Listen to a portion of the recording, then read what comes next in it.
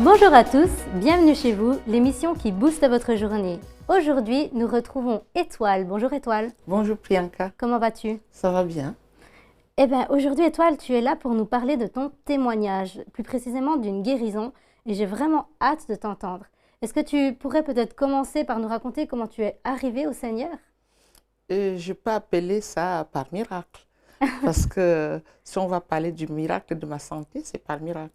Parce qu'au début, je ne croyais pas, je savais que Dieu existait, mais je trouvais que Dieu, c'était quelqu'un qui choisissait d'autres pour les rendre riches, d'autres pour les laisser pauvres, souffrir et tout. Alors, il ne m'intéressait pas. D'accord. Mais tu pensais vraiment que Dieu avait ses chouchous, ses Oui, favoris, oui, ses... oui, il avait ses favoris et nous autres, d'autres personnes, il les regardait comme ça, ils pouvaient mourir de faim, de soif, ils pouvaient souffrir, ça ne l'intéressait pas. Dans mes pensées, c'était comme ça, l'image que j'avais de Dieu. Donc nous, on faisait justement pas partie de ces chouchous. Et qu'est-ce qui t'a fait changer d'avis? Comment ça s'est passé?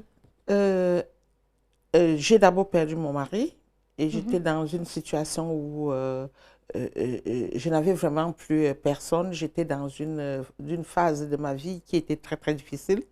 En plus de ça, je vais à l'hôpital. On m'annonce à l'hôpital que j'ai un cancer. Et là, je me dis, ouais, voilà, lui, c'est toujours comme ça, il fait souffrir les autres et tout ça. Bon, de toute façon, c'est bien. Et je me disais, ok, je meurs, c'est tant pis, ça va. Alors, avant ça, j'avais rencontré un pasteur parce que je cherchais un dépôt, comme j'avais des enfants. Et ce pasteur-là, ils avaient des locaux et ils louaient. En louant les locaux, ils m'ont loué le garage pour Oui. pouvoir stocker mes trucs. Et j'avais déjà fait quelques mois sans payer. Un matin, il y a mon téléphone qui sonne. Moi, je prenais plus de téléphone depuis. Ça faisait longtemps, les gens m'appelaient, je ne prenais pas. J'habitais Chevenay et je ne voulais pas de contact avec des gens et tout ça, j'étais enfermée. Et j'ai pris ce coup de fil-là, je ne sais pas pourquoi, je ne peux pas l'expliquer. Et du coup, c'était ce pasteur-là. Et je lui dis, j'étais sous la défensive. Je lui dis, oh, attendez, je vais vous payer votre loyer. De toute façon, je vais vous payer, ne vous inquiétez pas. Et puis, il me dit, non, non, non, je ne vous appelle pas pour ça, Madame Stocker. Je vous appelais pour savoir comment vous allez. Ça fait un bon bout de temps, je n'ai pas de vos nouvelles et tout. Et je m'intéressais seulement à vous. Et du coup, ça m'a fait un baume au cœur parce que ça faisait longtemps que quelqu'un ne m'avait pas dit qu'il s'intéressait à moi. Dans ton entourage, il n'y a personne qui te demandait comment tu allais? Qui me demandait comment j'allais. Personne ne m'a posé cette question depuis vraiment longtemps. Comment tu vas? Juste ce petit mot. Oui. Moi, je me disais que j'étais dure, j'étais forte et tout ça. Alors, ils ne vont pas me voir pleurer, tout ça. Du coup, tout ça est parti. Après, il me dit, je lui raconte un peu ce qui m'arrive et tout. Il me dit, oui, oh, vraiment mes condoléances, est-ce qu'on peut se voir? Et c'est comme ça que j'accepte. Moi qui avais toujours, j'avais du mal à m'approcher des gens. Je faisais pas vite confiance aux gens. Alors, je ne sais pas pourquoi. Mais lui, il t'inspirait. Oui, oui, il m'inspirait. J'ai dit oui. Il me dit oui, est-ce qu'on peut, on peut se retrouver à l'église? J'ai dit l'église, c'est où? Il m'indique. J'ai dit ok. Et du coup, je suis descendue le retrouver à l'église à Porrentruy. Et il m'a demandé, il avait eu je ne sais pas comment je peux expliquer ça, il avait quelque chose qui, dans sa voix, il avait une douceur, il avait... Qui te rassurait. qui me rassurait. Ce n'était pas de la pitié. Parce que moi, je n'aime pas quand on a pitié de moi. Alors, ce n'était pas de la pitié, il avait de la compassion, il était, je ne sais pas... Bienveillant. Bienveillant. Et il parlait avec une douceur, il me dit, je comprends. Et en même temps, il me dit, vous pouvez pleurer. Je me suis mise à pleurer, j'ai pleuré. Même quand mon mari est décédé, je n'ai pas pleuré. Je n'ai pas pleuré parce que je ne voulais pas pleurer devant les gens, je voulais rester forte, je voulais rester... je n'ai pas pleuré. Alors là, j'ai pleuré. Mais là, tu avais le droit. J'ai pleuré et il me regardait et dit, oui, ça va te faire du bien. Il était là, il était avec moi. Je me dis, mais ça, c'est qui ça? Après, on s'est séparés, je lui ai parlé, il m'a dit qu'il était pasteur, mais du coup, il ne m'a pas d'abord parlé de Jésus là. On n'a pas parlé de Dieu, de quoi que ce soit, on n'a parlé que de moi. Mhm. Il m'a écouté, il m'a raccompagné chez moi. Depuis ce jour-là, il ne me laissait pas d'un pouce. Et ça m'énervait. Il m'appelle, comment ça va? Et je dis, je vais voir le médecin. Il me dit, oui, le médecin. Et il me pose la question, est-ce qu'on peut prier? Je peux Ah. prier? Moi, je ne connaissais pas prier, hein. Alors, de Mhm. toute façon, je ne priais pas. Mhm. Et je ne sais pas, je me suis dit, pourvu que je me débarrasse de lui, ok, prier, comme ça, quand il va prier, il va vite partir, je me débarrasse de lui. Il a prié. J'avais déjà fait des mois sans dormir, des Mhm. mois et des mois sans dormir. Il a fini de prier, quelque chose s'est passé ce jour-là. Et vous avez pu dormir? J'ai dormi, D'accord. dormi, vraiment dormi, que lui-même, il m'appelait. Mhm. euh, et du coup, voilà, l'histoire est partie comme ça. Il est venu, il m'a posé la question. J'ai un autre pasteur qui est mon père spirituel. Est-ce que tu acceptes qu'on aille le voir? C'est comme je vous ai dit, moi je me méfie de tout le monde, mais j'ai accepté. Et il venait avec sa femme. Il était toujours avec sa femme. Ils m'ont invité chez eux. J'ai mangé chez eux. Ils étaient toujours là pour moi. Sa femme m'écoutait. Lui aussi m'écoutait. Et quand je rentrais, je me disais que mais qu'est-ce qu'ils veulent, cela?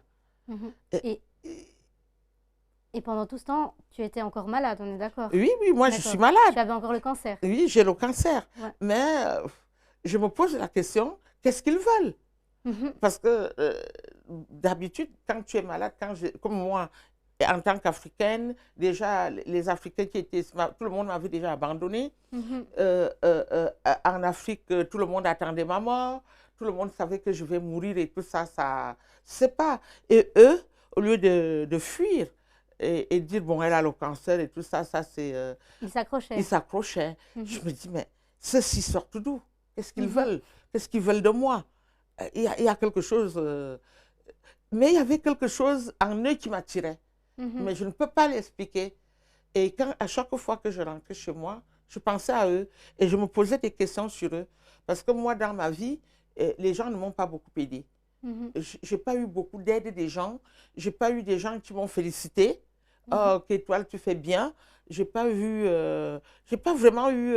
Moi, je sais seulement que dans ma vie, il fallait me battre. Donc, moi, si tu veux réussir, tu dois te battre. Alors, et tu as quelqu'un, Qui se il, bat pour toi. il se bat pour moi. Mhm. Il me donne à manger, il s'occupe, il veut savoir comment j'ai dormi. Mhm. C'est un peu fou. Quelqu'un que tu ne te connais pas, un Européen en plus. Parce que moi, en tant qu'Africaine, je suis noire et il y a quelque chose qui ne va pas dans ce couple.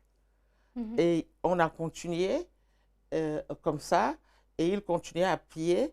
Et là, j'ai commencé à m'intéresser quand il priait. Ce n'était plus pour les faire partie, c'était, j'écoutais. Curiosité. Curiosité, je suis très curieuse de nature. Mhm. Alors, il priait. Parfois, quand il priait, il parlait en langue, je riais à l'intérieur de moi. Je dis, qu'est-ce qu'il fait? Après, je me dis, c'est pas une secte, c'est pas. C'est quoi ça? Mais je suis là. Ils sont bien. Et je me sens bien avec eux. Mhm. Mhm. Ils me procuraient une paix. Mhm. Alors, je continuais à aller chez eux. Et puis du coup, après, avec justement ce cancer, comment est-ce que c'est en continuant petit à petit ou est-ce qu'il y a eu vraiment un moment clé qui a fait que... Et oui, je partais. Après, on m'a envoyé à Bâle. Il fallait faire des biopsies. Mhm. Il fallait faire plein de trucs. Je ne peux pas me mettre à vous expliquer ici qui ne sont pas faciles. Mhm. Alors, je partais à Bâle. Je faisais des examens. J'étais fatiguée. J'étais vraiment Malade. malade. J'étais très malade. Mhm. Du coup, ils me disent, est-ce qu'on peut aller voir l'autre pasteur? Mhm. Je dis oui, mais j'ai déjà du mal à parler de ma vie privée. C'est des choses qui étaient enfouies en moi que je ne peux pas parler n'importe comment. Mhm. Nous sommes arrivés chez l'autre pasteur, son père spirituel, comme il appelait à cette époque-là. Euh, Lui aussi, c'était pareil. Il était gentil, il était... Waouh! C'était des gens, le genre de personnes que je n'avais jamais rencontrées. Oui.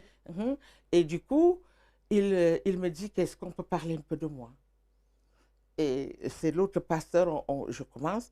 Je ne peux pas vous expliquer, moi je ne raconte pas ma vie, je ne raconte pas mon histoire. Mais là, tu as tout raconté. J'ai tout raconté sans même pouvoir m'arrêter. C'est comme s'ils avaient branché quelque chose, je ne sais pas, je ne peux pas vous expliquer. C'est comme s'ils m'avaient fait quelque chose pour que... J'ai tout dit. J'ai dit les choses même les plus intimes de ma vie. Je ne peux pas vous expliquer comment. Et c'est quand on a fini, il m'a raccompagné, je me suis dit, qu'est-ce que j'ai fait? Je ne les connais même pas. Pourquoi je leur ai raconté tout ça? J'ai raconté tout ça. Pourquoi? Et le lendemain, il m'appelle, me dit, Étoile, vois que ce n'est pas bien que tu habites. Nous avons des appartements là à l'église. Je pense que tu vas être à côté là, ça serait mieux. On va t'aider. Au lieu de dire non, j'ai dit oui. Et pour déménager, ça, je n'avais pas de force. Et ils t'ont aidé? La femme, ses enfants, les enfants étaient encore jeunes, le pasteur, ce sont eux qui portaient tout. J'étais là, je me disais, c'est là. Il y a quelque chose qui ne va pas. Ah non, va pas. Okay. Ça ne va pas. Parce que quelqu'un ne va pas se lever comme ça, il t'aide, il ne me demande rien. Il ne demande pas, parfois je dis, non, non, non, non, non. Ils ne demandent rien, ils ne veulent rien, ils veulent seulement que je sois bien. On ne trouve pas ça de nos jours. Tout le monde cherche quelque chose. Si quelqu'un est gentil avec toi, c'est parce qu'il a son intérêt. Donc pour moi, dans ma vie, c'était comme ça que je concevais la vie. Si quelqu'un vient vers toi, c'est parce qu'il cherche quelque chose. Et là, ils t'ont prouvé le contraire. Ils m'ont prouvé le contraire. Et c'est là où j'ai déménagé dans cet appartement.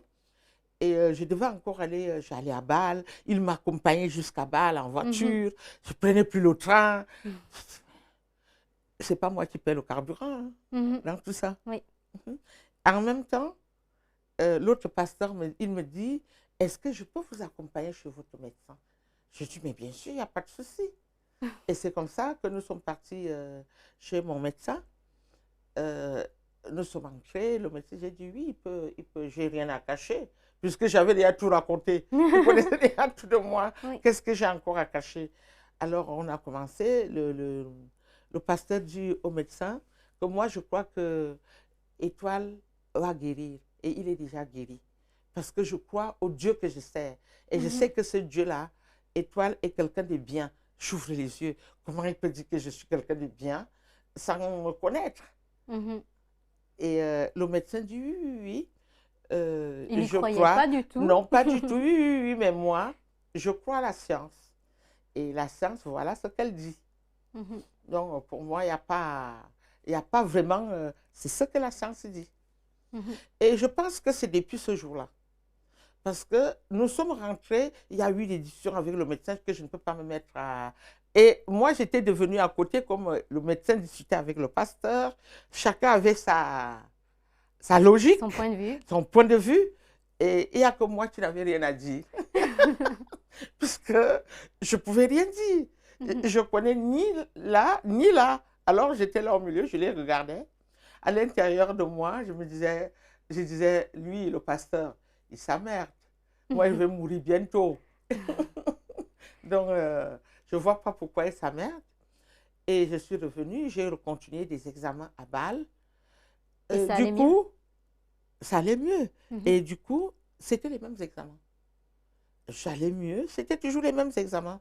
Après, le pasteur me dit, je pense qu'il faut qu'on te donne des résultats, puisqu'on ne me donnait pas des résultats. Et du coup, tu as demandé pour avoir les résultats. Les résultats. Et il a dit, les examens, on doit d'abord avoir les résultats avant de continuer les examens.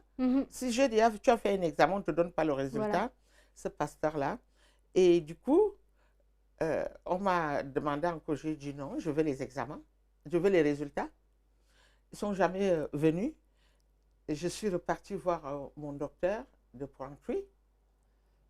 La maladie est restée stable. D'accord. Et c'était en 2011. Et ça fait donc... Jusqu'à aujourd'hui, c'est toujours au même niveau. Ça ne bouge pas. J'ai guéri comme ça. Et c'est là, en 2011-2012, j'étais toujours là, rien. 2013, ça va Mhm. bien. Alors, c'est comme ça que Et je donc, suis arrivée au Seigneur. Je me suis dit, il existe ce Dieu-là. mhm. Et donc, ça fait vraiment plus de 10 ans que tu es guéri, Oui, que que tu je n'as plus suis là. rien. J'ai plus rien. C'est toujours au même niveau. La maladie, ça marche pas, ça monte pas, ça descend pas. Je suis D'accord. là. Et chaque année, comme j'ai dit, je suis curieuse. Chaque année, Tu vas voir. je vais voir le médecin pour le contrôle. Chaque année. Et chaque année, c'est toujours. Waouh. Et je suis là. Et j'ai rajeuni. Je saute même plus que quand j'étais plus jeune. Mhm. Waouh. Et c'est comme ça que j'ai commencé la marche avec Dieu. Et il y a tellement de choses qui se sont passées dans ma vie. J'imagine. Tellement de choses. Et ça, tu reviendras pour nous le raconter, Étoile, parce qu'il y a tellement de choses que tu as à nous Mm. partager. Et est-ce qu'il y a quelque chose que tu as envie de dire aux gens? Parce que là, on voit vraiment que, Étoile, tu as un témoignage incroyable. Ça fait un cancer qui aurait dû t'emporter il y a des années et ça fait plus de 10 ans que tu es complètement stable, qu'il ne se passe plus rien. Enfin, je veux dire, au niveau de ce cancer en tout cas. Mhm. Est-ce qu'il y a quelque chose que tu as envie de partager aux gens, de leur dire un message d'espoir, quelque chose par rapport à ta situation, les gens qui pourraient être dans une situation comme toi ou qui pourraient avoir un combat similaire au tien? Oui, c'est dire à mes frères et sœurs, aux gens, que ce n'est pas parce qu'on a trop prié, ce n'est pas parce qu'on a trop donné, ou bien parce qu'on est sans péché que Dieu nous fait du bien. Et dire aux gens que Dieu existe vraiment et qu'ils doivent croire qu'il existe vraiment et qu'il nous aime tellement que même si moi, je ne connaissais pas Dieu, je n'étais pas chrétienne à cette époque-là, mais il m'a guéri. Et que Amen. c'est possible et que c'est vrai. Ça fait, nous sommes de 2011, aujourd'hui nous sommes en 2022. Ça fait aussi 11 ans. 11 ans. Je suis toujours là. Magnifique. Et c'est toujours comme je vous ai dit tout à l'heure. Alors, Dieu existe vraiment, il est amour et il nous donne par grâce. Ce n'est pas parce qu'on prie beaucoup, parce qu'on chante beaucoup, ou bien parce que c'est nous qui donnons tout. Non. Et est-ce que tu penses que Dieu a encore des chouchous? Ah, je ne crois pas. Je crois que Non. tout le monde est le chouchou de Dieu. Nous sommes tous des chouchous de Dieu, mais chacun à sa façon. Mhm. Merci beaucoup, Étoile, pour ton temps que tu nous as accordé. Quant à vous, mes amis, pensez que tout le monde est le chouchou de Dieu, que nous sommes tous concernés, qu'il s'inquiète de nous tous. Et moi, je vous retrouve bientôt dans une nouvelle émission. Passez une bonne journée et soyez bénis.